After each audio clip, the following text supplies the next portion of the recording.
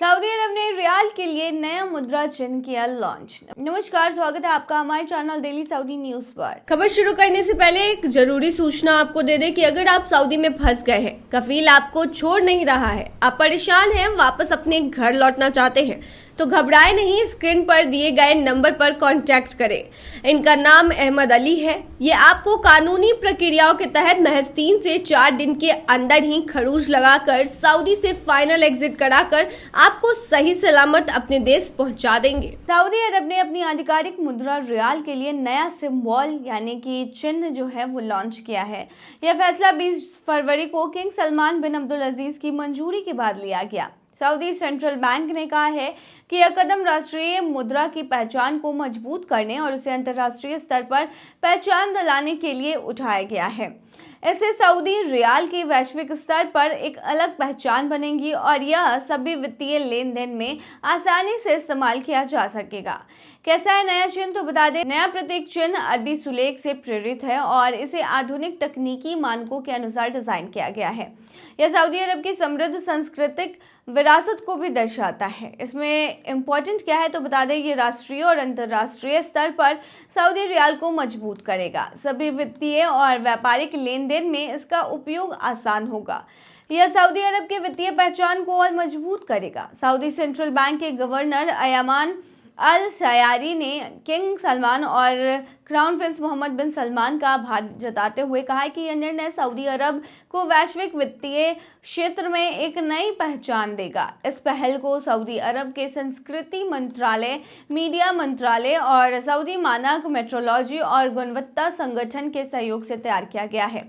Saudi अरब अपने vision 2030 के तहत अर्थव्यवस्था को मजबूत करने और वैश्विक स्तर पर अपनी स्थिति को मजबूत करने की दिशा में काम कर रही है। यह नया मुद्रा चिन्ह इसी यात्रा का एक अहम हिस्सा है।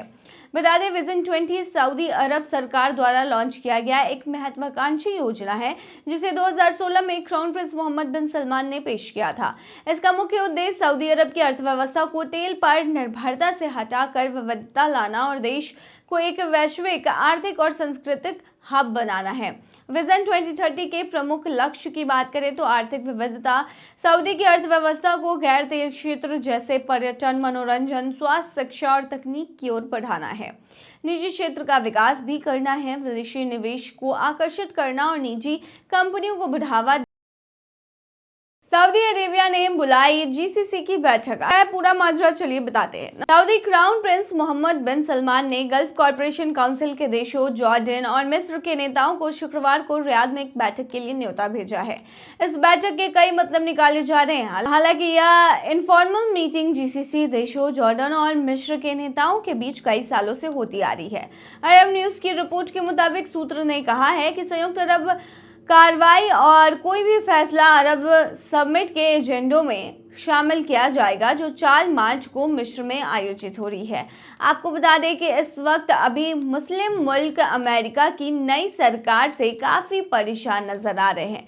इस मीटिंग को करने की वजह सऊदी अरब की ओर से पेश किया गया प्रस्ताव भी माना जा रहा है।